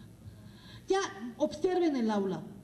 Creo que Porfirio Morán tiene mucho de eso, de investigar en el aula, de ver la docencia como un proceso de investigación, pero investigación no con mayúsculas como hacemos investigación, sino una investigación de reflexiones y problematizar lo que está sucediendo en el aula.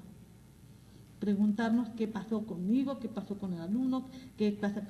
Yo en lo personal me he dado cuenta, no puedo modificar sustancialmente mi didáctica por muchas condiciones institucionales, tiempo. La institución nos obliga a dar calificaciones. ¿Qué hacemos?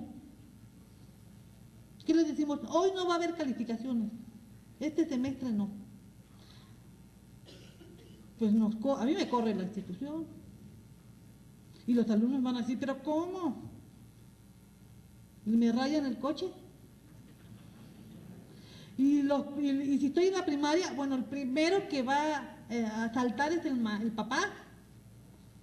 ¿Cómo que mi hijo no tiene 10? La calificación se ha convertido en un instrumento de poder, ¿sí? Tremendo. Y como decían, no me acuerdo quién, si Juan Fidel o Conchita, que si no sacamos el 8 ya le quitan la beca, el Pronaves, ya no entró a CONACYT, ya no pudo estar en la maestría. Eso es parte del modelo viejo, vigente, dominante de la docencia, ¿no? Podemos investigar nosotros como docentes. Yo me doy cuenta cuando a uno de mis alumnos le cayó el 20. Se le cambia la cara. Ya entendí, maestro. Me doy cuenta cuando mis alumnos están aburridos. Pero también me he dado cuenta que muchos están aburridos, pero no por mi clase ni por mí. Están por otras cosas.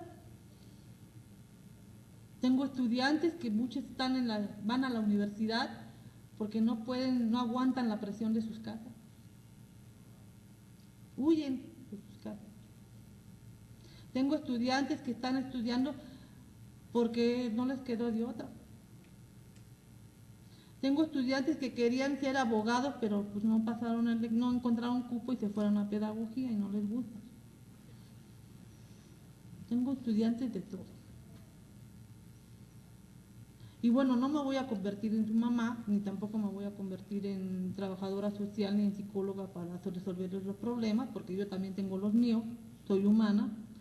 Pero creo que podemos mantener una relación socioeducativa que pueda ser favorable para que ellos aprendan, yo también aprendo, y para que también la enseñanza sea accesible a ellos y les sea de utilidad. Y es aquí donde nos ayuda pues todo lo que ya sabemos de una pedagogía basada en el constructivismo, etcétera. Pero creo que debemos volver a dejar a la enseñanza como algo cosificada y volvernos más humanos y entender que los estudiantes son humanos y que también los estudiantes entiendan que también nosotros somos humanos. Y a mí me ha dado muy buenos resultados ponerme en los pies de los estudiantes y recordar mis tiempos de estudiante y lo que hacía cuando me daban un examen y lo que hacía cuando yo trabajaba con mis compañeras. Y yo, por ejemplo, no les dejo trabajos en equipo porque si nunca falta aquella que dice que ustedes hagan el trabajo y yo lo paso a máquina y me ponen el nombre. Y ese tipo de cosas que no han cambiado mucho.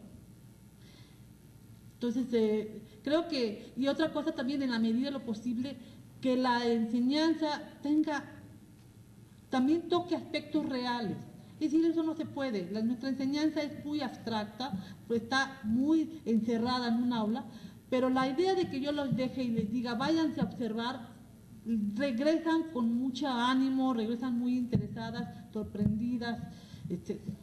Creo que en este sentido, en la medida de lo posible, en la medida en que las condiciones institucionales, administrativas y, por qué no, históricas lo permitan, hagamos un cambio en la misión de nuestra docencia, en la forma de relacionarnos con los estudiantes.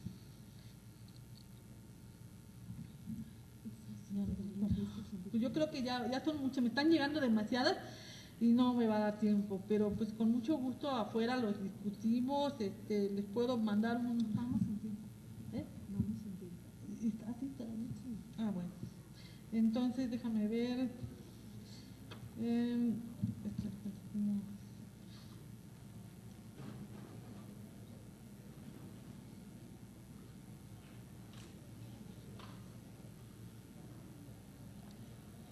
Bueno, creo que aquí me están haciendo una pregunta, ¿cómo definir currículum como práctica y seguir una evaluación cualitativa? Ya lo acabo de explicar todo esto, hay algunas cosas que ya lo acabo de explicar. Usted critica y con razón la impartición de la clase con metodología y actitud decimonónica. En concreto, ¿qué didáctica o metodología propone señalarlo? Miren, les voy a decir una cosa, no es promoción, no es publicidad, no es nada. Pero bueno, en una investigación que hice sobre la enseñanza de los ingenieros, y hice un estudio comparativo sobre la enseñanza que daban allá en la Ciudad de México, la UNAM, el Politécnico, bueno, es la principal formadora de ingenieros en todo el país y es la que tiene más carreras de ingenieros en todo el país, la Iberoamericana y el Tecnológico de Monterrey. ¿Por qué esas dos? Porque cuando yo hacía estudios con los empleadores industriales, las comparaciones que ellos hacían eran de la UNAM, Politécnico, la Ibero y del TEC de Monterrey. No hablaban de otras universidades privadas. Y bueno, pues me fui a indagar que era la gran novedad de la enseñanza que ofrecieran las de la Ibero y las del TEC de Monterrey, que hacían que sus egresados eran aparentemente más valorados que los egresados de la UNAM y del POLIS. Entonces, pues me fui al TEC de Monterrey, me fui hasta Monterrey, ahí a la Reina, al TEC Reina de Monterrey, porque el Tecnológico de Monterrey también ya es un sistema bastante segmentado. No es lo mismo el TEC de Monterrey de Chiapas que de Tuxtla Gutiérrez que de Monterrey, que, insisto, es la mera. Entonces voy allá con el director de la División de Ingeniería y a que me explicara por qué sus egresados están muy bien evaluados por los empleadores. Bueno, él me decía que el 20% de todas las materias que comprende los planes de estudio de las carreras de ingeniería estaban orientados al desarrollo de conductas y capacidades. O sea, había materias de manejo de relaciones humanas, pero no como les expliqué.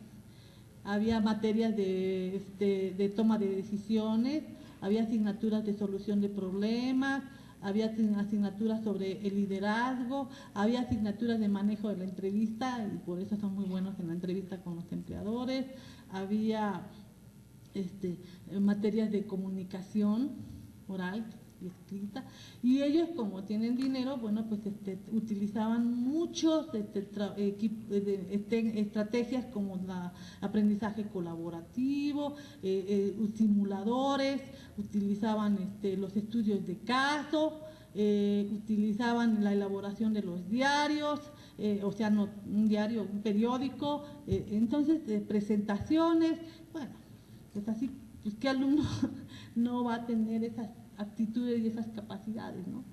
Inclusive, por ejemplo, para la solución de problemas tomaban algunos ejemplos de las clases tradicionales de las materias y los impartían, ¿no? Yo no sé, mucha gente se queja del TEC de Monterrey, que es muy empresarial y que es un ambiente, pues sí, pues así se creó, pues lo crearon los empresarios, ¿por qué quieren que sean como el Poli? Así fue su historia, así es. Y por mucho tiempo anduvo en otro planeta, hasta que ahora, con las condiciones actuales de la modernización industrial y la competitividad y la globalización y todo lo demás, pues resulta que están siendo muy bien valorados por los empresarios industriales. Pero pues ya saben que ellos sí se están moviendo por el lado de la formación de capacidades, en habilidades, en actitudes, en valores, valores empresariales si ustedes quieren, pero bueno. ¿Sí? Entonces, pero eso sí no lo hacemos nosotros. Nosotros seguimos con conocimiento, puro conocimiento, matemáticas, etcétera, cuando los perfiles profesionales están demandando muchas cosas más allá del conocimiento. Ya no quiero tener, ¿para qué me sirve? ¿Para qué quiero tener un experto en matemáticas si no me sabe resolver problemas reales, concretos de mi industria? Yo no quiero tener, las industrias no quieren tener doctores, ni maestros, quieren tener a alguien que les resuelva el problema, eficaz, eficiente. Si yo quiero un doctor y lo voy a contratar, segurísimo esa industria tiene un centro de innovación y desarrollo. Pero si lo quiero para que esté en la planta, pues no.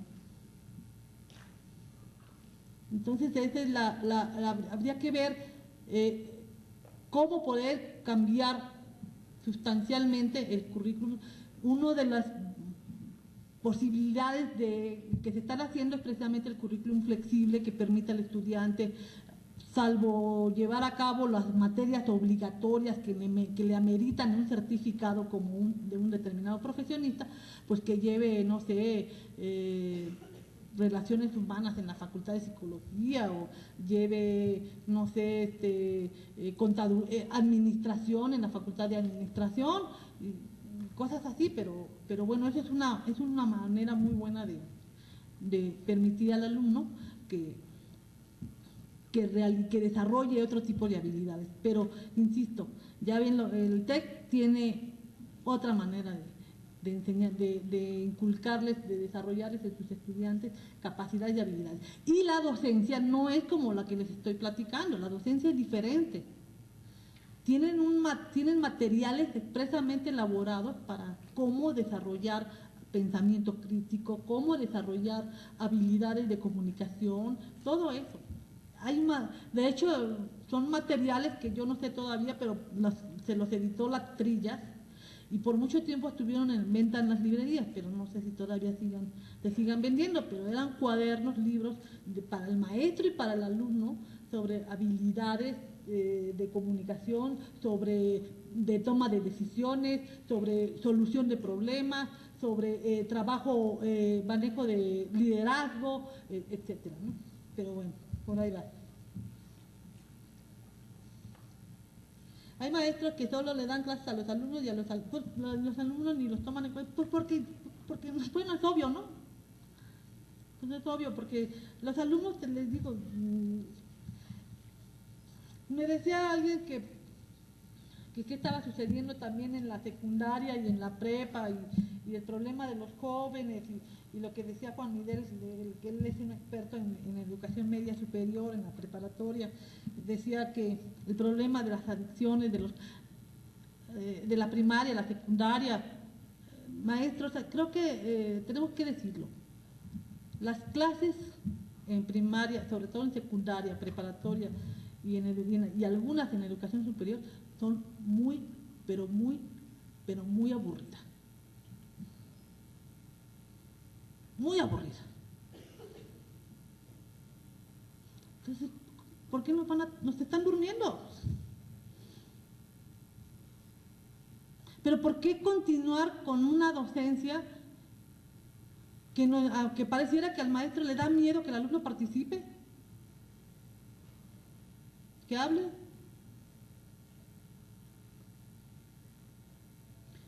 Entonces las clases pizarrón de matemáticas, ¿sí? El bla bla bla bla bla bla bla bla bla. En la Facultad de Derecho, según los registros que me traen mis estudiantes para su trabajo, está el maestro leyendo la Constitución a un auditorio como este. Están los alumnos, ahí dan las clases y el maestro sentadito, un viejito ahí leyendo la Constitución. Y nada más lee. ¿Cómo no nos vamos a aburrir? Estamos repitiendo el texto y no damos ejemplos, no le pedimos al alumno, a ver, dame un ejemplo que puedas vincular esta abstracción con algo que tú conoces. No lo involucramos.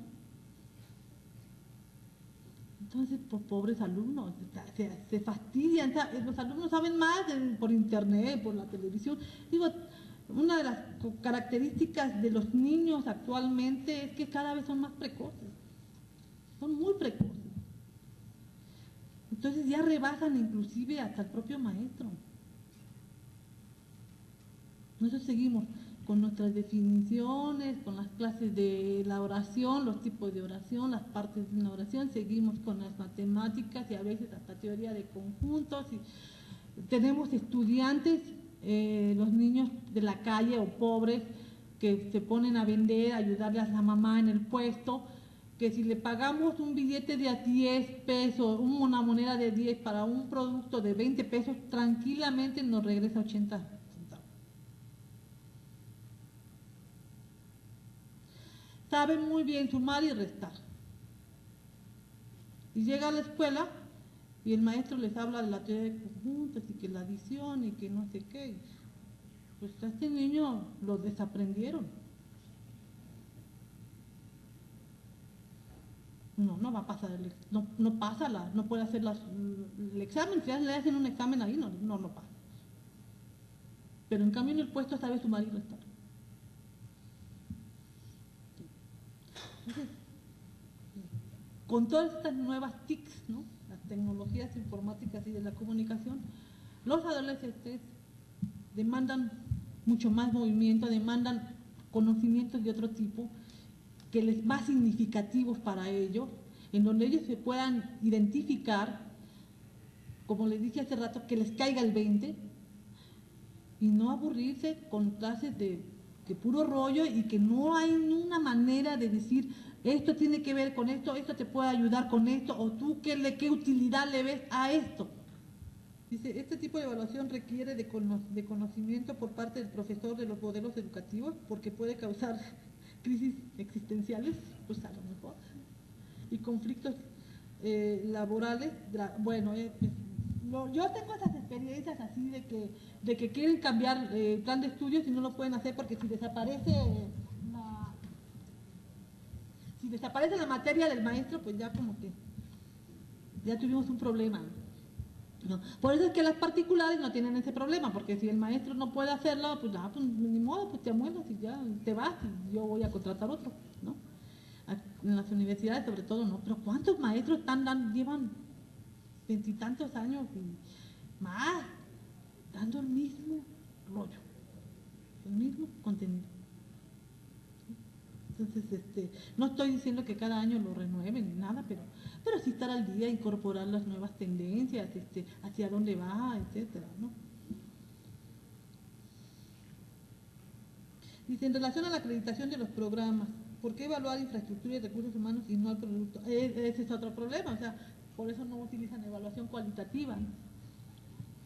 No, precisamente cuando muchas de las instituciones les piden a los alumnos que evalúen al docente, y entonces lo hacen con ciertos indicadores. Llega puntualmente a su clase, sabe de la disciplina, es claro, y otras cosas que muy visibles, ¿no? Es decir, que se puede ver, pues sí, sí es claro, pues sí llega siempre a tiempo, sí se ve que sí sabe de su materia, pero bueno, se está, ¿cómo les puedo decir? Como que lo que se está fomentando es una visión de docente, un rol del docente, el mismo, el que tiene que, yo soy buen docente si llego a tiempo a mi clase, si ocupo las 2 horas en bla, bla, bla, bla, bla, si les digo, si demuestro que sí sé, y no me importa si el alumno está aburrido, si es dependiente, si no sabe, eso. O sea, creo que hasta esto tenemos que cambiar en la evaluación, evaluar al docente y también al alumno, insisto. Si ustedes le preguntan al alumno cuál es el problema en un aula o por qué no tienen ellos, por qué no se aprende o por qué hay problemas de aprendizaje, el alumno nunca va a hablar de sí mismo. Siempre, es que el maestro no me enseñó, es que el maestro no me dijo, es que el maestro acá, es que el maestro allá. ¿Sí? No. Pero yo, por ejemplo, a mis alumnos siempre les digo que yo no soy responsable de su aprendizaje. Si no aprenden, no es mi culpa. Porque si no quieren estudiar, no quieren leer, no quieren hacer otros tipos, y nada más están ahí como moscas paradas en la pared, ahí en la sala, pues.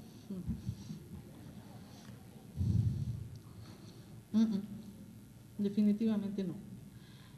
Pero también, pero por ejemplo, yo me acuerdo que he dado cursos de didáctica, me acuerdo que en el CICE daba cursos, tenía puros profesores de la UNAM, de la Normal, del Politécnico, de alguna que otra escuela particular. El primer día se hacía un encuadre sobre lo que iba a ser el curso, les dábamos el horario de 9 a 1, el programa que se iba a hacer, los materiales que tenían que comprar, las lecturas que tenían que tener al día siguiente. Al día siguiente.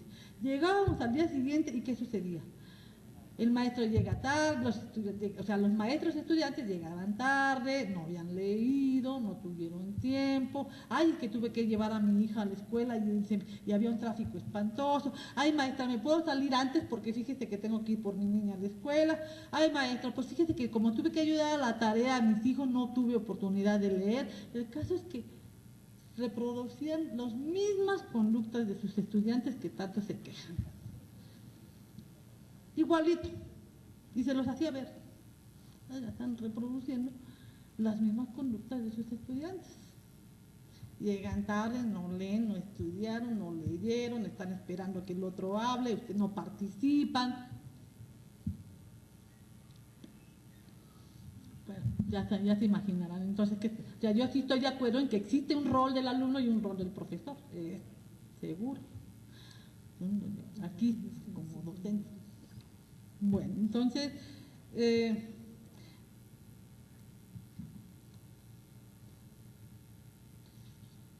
voy a empezar a escoger unos cuantos porque ahora sí ya se me está acabando. Durante la fase de implementación del plan de estudios, ¿qué línea de investigación educativa línea de investigación. No, bueno,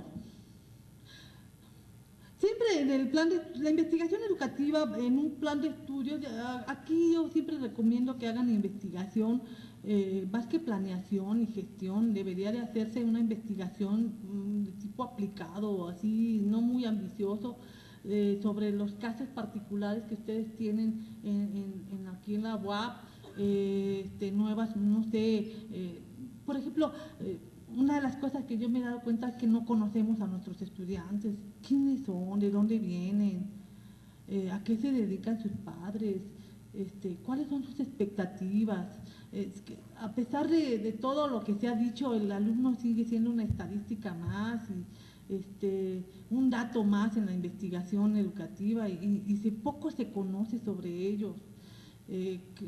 Cuáles son sus problemáticas, cómo conciben ellos el aprender, cuál es su concepción de buen maestro. En fin, hay mucho que hacer sobre los alumnos y háganlo porque nos podemos llevar muy buenas sorpresas, y muy interesantes sorpresas, ¿no? Tiene razón al decir que la práctica docente sigue la forma tradicional, pero la investigación tiene parte de culpa. Puede, porque siempre te entregan. La institución tiene parte de culpa. ¿Qué? La institución tiene parte de culpa. A la institución, pero la institución tiene parte de la culpa porque siempre le entregan oficios donde hacer notas, que siempre debe estar. Bueno, es que esa es la cuestión, o sea, otra vez la evaluación cualitativa. Por eso yo decía que la enseñanza también está siendo administrada, es administrada. Por eso es que a veces no podemos hacer los grandes cambios, porque bueno, porque hay un horario, hay una administración, tenemos que poner calificaciones, tenemos que, no podemos pasarnos del tiempo, tenemos un semestre que no son los 6 meses, sino es mucho menos, tenemos que hacer exámenes, tenemos que hacer evaluaciones, en fin. Entonces, esa administración es la que también sí, definitivamente tiene que cambiar, por supuesto. Por supuesto.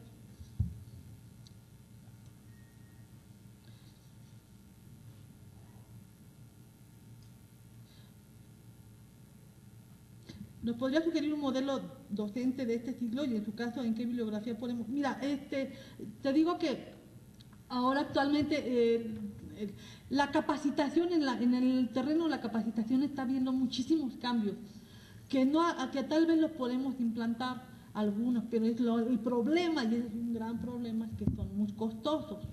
¿Por qué? Porque sí se requieren nuevos materiales, nuevos estudios, por ejemplo, los estudios de caso, que son materias de enseñanza buenísimos, son excelentes. Por ejemplo, que se usan mucho para la enseñanza de la medicina, incluso para algunos casos de ingeniería, algunos simuladores, etcétera, pero son costosísimos. Aquí son materiales en donde el maestro ya se diluye un poquito y sirve ya nada más como digamos, como una especie de, no quiero decir facilitador ni coordinador, pero sí como un apoyo nada más, pero el alumno sí tiene una mayor participación y una mayor vinculación entre lo que se le está enseñando con sus propios experiencias y conocimientos, ¿no? Sí, hay, les prometo después traerles bibliografía, pero en Google, otra vez, ya saben que en España ya está formalizado el verbo googlear, así que lo podemos trabajar en Google, encontramos muchas cosas al respecto.